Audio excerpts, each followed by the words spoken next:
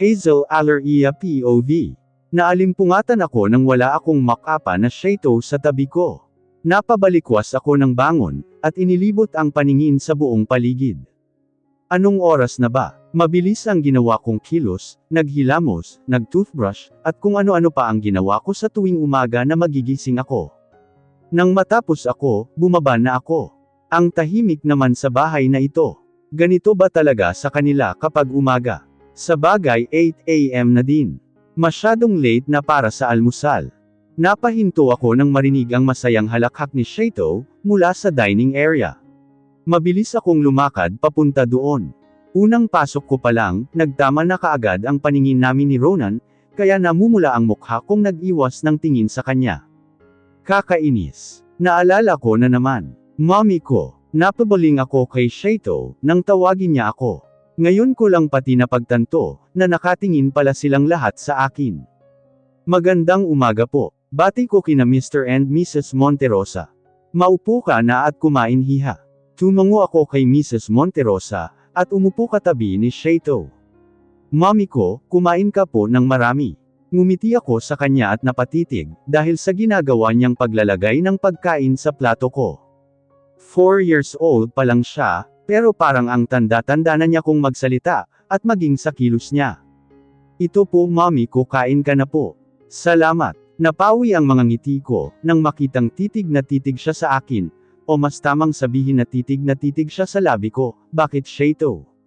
Mommy ko, bakit po namamaga ang labi mo? Sabay na nagsiubuhan ang mga taong nasa paligid. Nanlaki ang mga mata ko, at wala sa sariling napatikip ng bibig. Napatingin pa ako kina Mr. and Mrs. Monterosa, na napatingin sa labi kong ngayon ay nakatikip na ng mga kamay ko. Hindi rin nakawala ang mumunting ngisi sa labi ni Ronan, habang nainom ng tubig. I hate you Ronan. Ikaw ang may kasalanan nito. Kaya pala parang mahapdi ang labi ko. Hindi ko napansin na namamaga pala. Nakakainis. Sabi ko, sa kanya dapat ang mamaga hindi sa akin. Ano kasi nakagat ko kanina?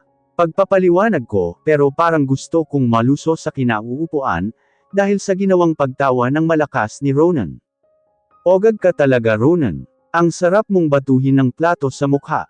Anong nakakatawa, son? Tanong ni Mr. Monterosa kay Ronan, na may mapaglarong ngiti sa labi. Lalong nanggamates ang mukha ko, dahil pakiramdam ko ay may alam na sila, kung bakit naging ganito ang labi ko. Nothing dad, it just that ang sarap lang ng tulog ko, at pati sa paggising ay nadala ko. Really? Nakangiting tanong ni Mrs. Monterosa. Dapat maganda lagi ang tulog mo, kaya ituloy mo lang kung ano ang ginawa mo kagabi, para makatulog ka ng maayos. Para naman good mood palagi ang gising mo sa umaga. Yeah, you're right mom. I think, I always need to take that soft, sweet, and addictive vitamins. Namumulang napayuko ako, dahil hindi ko makayanan ang mariing pagkakatitig ni Ronan sa akin. Pinapusang gala ba ako nito? Anong bitamina ang sinasabi niya? Labi ko ba ang tinutukoy niya? Baka gusto niyang pasabugan ko ang maharot niyang labi. Napanguso ako, at hindi na lang umimik. Naging maayos naman na uli ang usapan sa hapagkainan. Wala akong nagawa buong maghapon, kung hindi ang magkulong sa kwarto ni Shato.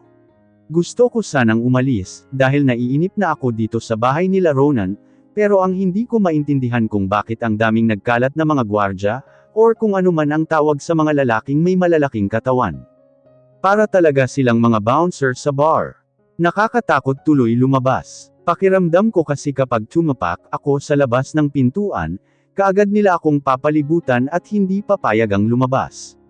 Naisip ko baka kaladkarin nila ako papasok ng bahay. Heist. Napaka-negatibo ko talaga. Bakit naman nila gagawin sa akin iyon? Kung nandito siguro si Shato hindi ako maboboard.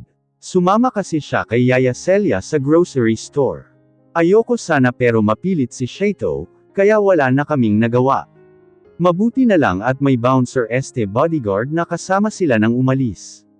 Napabaling ang paningin ko sa cellphone nang magingay ito. Nagsalubong ang kilay ko, ang numero ni Amanda ang makita. Ano na naman ang kailangan ng babaeng ta sa akin? Hello. Let's meet up. Okay. Maikling tugon ko bago e-end ang tawag. Nagbihis muna ako bago umalis. Maingat ako kung maglakad, hindi ko rin alam kung bakit. Napabuntong hininga ako bago buksan ang main door. Nang makalabas ako, kaagad na pinalibutan ako ng mga bodyguard. Nanlaki ang mga mata ko, nang para akong pandak na pinalibutan nila. Anong kailangan nyo? I almost got a heart attack, when the man in front of me gave a dead glare. Bawal po kayong lumabas. Napakunot ang noo ko. Bakit? Sino ang nag-utos? Maangas kong tanong. Ni wala akong pakialam kung malalaki silang tao. Kahit nanliliit ako sa kanila, nakipagtagisan pa rin ako ng tingin sa kanila. Si General po, naiinis na kinuha ko ang cellphone, at tinawagan ang hinayupak na yon. How dare him? Why? You already miss me. Naningkit ang mga mata ko. I hate you, Ronan. Bakit ayaw mo akong palabasin sa mansyon niyo? Natahimik siya sa kabilang linya. Mga ilang segundo din siya bago nagsalita. Saan ka pupunta? Kahit na hindi ko siya nakikita, alam kong nakakunot na ang noo niya ngayon. Wala ka nang pakialam kung saan man ako pupunta, o kung ano man ang gagawin ko, kaya sabihan mo dito sa mga alagad niyo na padaanin ako. Masama kong tinitigan ang mga taong nasa harapan ko, ngunit para atang wala silang kinatatakutan, dahil walang ekspresyon ang mga mukha nila. Pakibigay na lang ng cellphone sa kanila at kakausapin ko. Inirapan ko muna ito bago ibigay ang cellphone sa nasa harapan ko. Panay ang tango nito, nang makausap si Rona, at kalaunan ay pinadaan din nila ako. Nagkita kami ni Amanda sa isang lugar na hindi matao. Isang public place, pero hindi naman matao. Open space din siya. Malapit ulit ito sa parke, pero nasa isang sulok kami, kung saan bibihira na magawi ang mga tao dito. Anong kailangan mo? Let's change the plan. What plan? Nagtataka kong tanong. Ang unang plano ay putulan ng pakpak si Ronan. Lahat ng tao na pinagkakatiwalaan niya, dapat na mawala sa landas namin. Hanggang sa matanggal sa katungkulan si Ronan sa pagiging general ng bansa. Amanda wants her revenge to be smooth, slow, and memorable. Tipong araw-araw maaalala niya ang paghihirap nito. Pero parang mas malabo nga naman itong mangyari kaysa sa pagputi ng uwak. Gusto kong matapos na gawin mo ang mga plano, aalis ang grupo natin papuntang Switzerland. Hindi na tayo babalik pa sa bansang ito. Napakuyom ako ng mga kamay. Nanginginig ang labi ko na nagsalita. Anong plano ba ang gagawin ko? Nakatira ka na ngayon sa bahay nila, diba? For a month, walang emosyon na sambit ko. That's enough. You can always do the plan, kapag nagkaroon ka ng pagkakataon. Ano ba iyon? Gusto kong magnakaw ka ng pera kay Ronan, 500 billion perhaps. Madali mong magagawa ito, dahil nasa loob ka na ng mansyon nila. Kumbaga nakapasok ka na sa target mo. Nagtiimbagang ako, hindi ko magagawa ang sinasabi mo. Tumigil ka. Ikaw ang tumigil. Tama na. Hindi ka ba natatakot sa mga consequences sa mga ginagawa mo? Naninikip ang dibdib ko. Hindi ko na kaya, parang kahit anong oras ay bibigay na ako. Puro galit ang mga nakikita ko sa mga mata niya, sa mukha niya. Wala akong pakialam. Wala kang alam kung gaano ang galit ko sa pamilya nila. Sundin mo ang gusto ko, kung ayaw mong magsisi. Dahil ano? Dahil pinili ni Mr. Monterosa ang asawa niya kaysa sa iyo. God! Ang tagal na noon, hindi ka pa rin naka-move on. Wala akong pakialam. Magbabayad sila sa lahat ng mga kasalanan nila sa akin. Mamamatay muna ako bago sila matahimik. At matatahimik lang ako kapag namatay na sila, at unti-unti silang naghihirap. You're insane. She smirked. Just do what I want. Napaatras ako sa kanya at umiiling na tinalikuran siya. Tama na, hindi ko gagawin ang gusto mo. Babalik ka rin sa akin. At ikaw mismo ang magsasabi na gagawin mo na ang mga plano. Nasa akin ang alas mo, Almira. You can't do anything but to obey me. Pinunasan ko ang mga luhang nalaglag mula sa mga mata ko. I'm hurt, nasasaktan ako dahil naging ganito si Amanda. Mabuti siyang tao, pero dahil nasaktan siya ay naging masama siya. Hindi pinili si Amanda ng taong mahal niya, kaya pakiramdam niya ay pinagkaisahan siya ng lahat. Mas pinili ni Mr. Monterosa ang asawa niya dahil mahal niya ito. Nakakaawa si Amanda, pero wala siyang karapatan na paglaruan ang mga buhay namin. Wala siyang karapatan na pahirapan kami. Kung sa tingin niya ay nakakaawa kami, pues nagkakamali siya, dahil mas nakakaawa siya. Mas nakakaawa ang mga taong hanggang ngayon ay nakakulong pa rin sa nakaraan, at hindi makita ang buhay na mayroon sa kanya sa kasalukuyan. Almira, bahagya akong napatawa. Sa 4 na taon, ngayon niya lang ako tinawag na Almira. Really? Matapos niya akong gawin na panibagong tao, sa kanya pa ako tatawagan sa totoong pangalan ko. What a pity person. I pity her. Almira POV. Bumagal ang pagmamaneho ko ng kotse, nang makapasok ako sa subdivision. Nagtataka nang makitang nagkalat ang mga kapulisan sa paligid. Anong mayroon? Bakit nakapaligid sila sa bawat sulok? Lalo pa akong nagtaka, nang hanggang sa makapasok ako ng gate ng mansyon nila Ronan, mas dumami ang mga polis sa paligid. Nag-umpisa akong kabahan. Anong nangyayari? Bakit sila nandito? Kaaalis ko lang kanina, ngunit bakit ganito na? May nangyari bang hindi maganda? Mabilis akong lumabas sa sasakyan, at pumasok sa loob. Unang bumungad sa akin si Yaya Celia na umiiyak, habang may kausap na polis.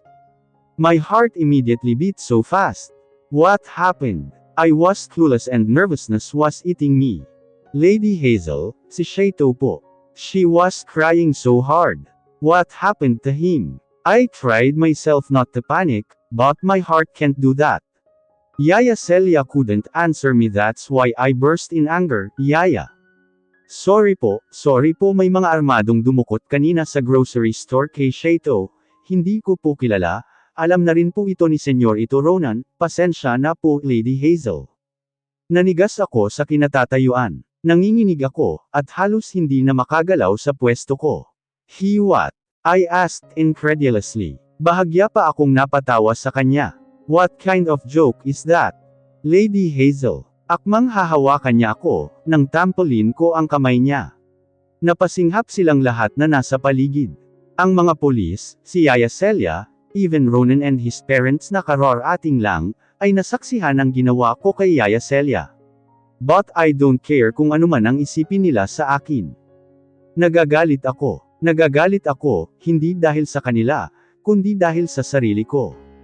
What did you do? Buntis si Yaya Celia, paano kapag napahamak siya sa ginagawa mo? Nai-stress na siya, kaya huwag mo nang dagdagan pa, wala rin siyang kasalanan. At ano? Wala akong karapatan na magalit, dahil may dumukot sa anak ko. Napamaang silang lahat sa akin, pero wala akong pakialam. Tumulo ang mga luhang kanina pa naiipon sa mga mata ko. Nagkatitigan kami ni Ronan. Kung kanina ay galit ang mababakas sa mukha niya, ngayon ay wala ka nang makikita na emosyon sa mukha niya. Isa-isa ko silang tinignan lahat. Bakas sa mukha nila ang pagkagulat sa mga sinabi ko, maliban kay Mr. Monterosa at Ronan na walang emosyon ang makikita sa mukha. Tinalikuran ko sila, pero kaagad na hinawakan ni Ronan ang braso ko, ngunit mabilis ko din itong kinuha. Saan ka pupunta? Nakatiimbag ang niyang tanong. Wala ka nang pakialam doon. Mariin kong sabi bago tuluyan silang talikuran, para hanapin ang anak ko. Panay ang hagod ko, at pagsabunot sa sariling buhok. No, not my Shaito. Hindi ko makakaya kapag nawala siya sa akin. Hindi pa kami nagkakasama ng matagal. Hindi pa ako nagiging ina sa kanya. Bakit ba ganito ang buhay ko? Ang gusto ko lang naman ay sumaya, pero bakit parang ang hirap naman nitong maabot? Hindi sapat sa akin ang makita lamang ang anak ko. Dati palagi akong nakabantay sa kanya. Sa tuwing iiyak siya at gusto ko siyang lapitan, pero bawal, wala akong magawa at sobrang nadudurog ang puso ko. Sa tuwing malungkot siya, at wala akong magawa, napapaiyak na lang ako. Patawad baby, hanggang ngayon na nasa malapit lang kita, ay wala pa rin akong magawa. Nakarating ako sa isang overpass bridge. Pinipilit kong tumingin sa paligid na baka andito pa sila. Kilala ko ang mga kotse na ginagamit nila Amanda. Kahit gabi na ay nakakasigurado akong makikilala ko sila. Patuloy rin ang pagtawag ko sa babaeng yun, pero hindi niya sinasagot. Nasaan ang anak ko? Sigaw ko sa kanya nang sagutin niya ang tawag ko. Well, it's nice to hear your voice again my little toy. Nasaan ang anak ko? Ulit ko pa sa kanya. Nauubos na ang pasensya ko sa kanya. Ayoko na sanang gamitin ang anak mo, kaso mapilit ka. Kaya ayan, wala na, nakuha ko na. Nakikiusap ako sa iyo, ibalik mo na siya, pakiusap, huwag mo siyang sasaktan. Hindi ko naman siya sasaktan, at sa katunayan nga ibabalik ko pa siya sa iyo, kapag nagawa mo na ang mga plano. Napakuyom ako ng mga kamao. Amanda, napasabunot ako sa sariling buhok, nang babaan niya ako ng tawag. I wanted to shout all my grievances to the world. I'm getting tired. Is there still any hope? I hope so. Wala sa sarili na sumakay ako sa kotse, na iniwan ko kanina sa gilid ng overpass bridge. Hindi ko nga alam kung maswerte nga ba ako, dahil walang traffic enforcer ngayon. Kung matatawag nga ba itong swerte. Napahinto ang kotse ko nang makarating ako sa Tagaytay. Mapait akong napangiti, habang nakatanaw sa malaking bahay, o mas tamang sabihin na isa sa mga hideout nila Amanda. Naisalampak ko ang ulo sa manubela. Bahagya ko pang nasa bunutan ang sarili ko. Heto na naman, bumabalik na naman sa akin ang alaalang yun. Ang araw ng pagkuha sa akin ni Amanda sa grocery store, malapit sa subdivision ng bahay namin noon ni Ronan. Maswerte ako noon kasi biglang humiwalay si Yaya Celia, bitbit ang sanggol na si Shaito sa pamimili. Kung nasa akin si Shaito noon, malamang ay dalawa kaming nahihirapan ng mga panahon na iyon. Isinakay nila ako sa isang van. Nagulat ako noon nang makita ko si Anthony na bagbog sarado, na nasa likurang upuan ng kotse. May isang babae, hindi ko siya kilala. Nagustuhan niya ang singsing ko, at kinuha bago isuot sa sarili niya. Makalipas ang ilang oras noon, huminto ang van namin katapat ng isa pang van. Pinababa kami ni Anthony, at pinasakay sa isa pang van. Hindi ko alam na swerte pala ang paglipat namin sa kabilang van, dahil nasunog yung unang van na sinakyan namin, ilang minuto lang ng pagkakaalis namin doon. Nasunog ang ilang tao doon, kasama ang babaeng kumuha sa singsing ko. Namalisbas ang mga luha ko sa nakapikit na mga mata. Muli kong naalala ang mga kaganapang nangyari, matapos kaming dalhin sa isang lugar. Hindi ko alam kung saan iyon. Basta ikinulong kami ni Amanda. Si Amanda na doon ko lang nakilala, na siya pala ang nagpanggap na Aniza Monterosa, para maloko kami ni Kuya Kenny. Malinaw na malinaw pa sa alaala ko ang lahat. Ang mga paghihirap namin, mga parusa na naranasan namin. Pero kumpara sa naranasan ni na Kuya Kenny at Anthony, walang-wala ang mga naranasan ko. Oo, dinukot din nila ang Kuya Kenny ko. Sila ang higit na nagdusa kaysa sa akin. Sila ang mas naghirap sa araw-araw na pangbubugbog nila. Napahikbi ako nang maalala ang araw na iyon. Sariwang-sariwa pa sa aking alaala na parang kahapon lang.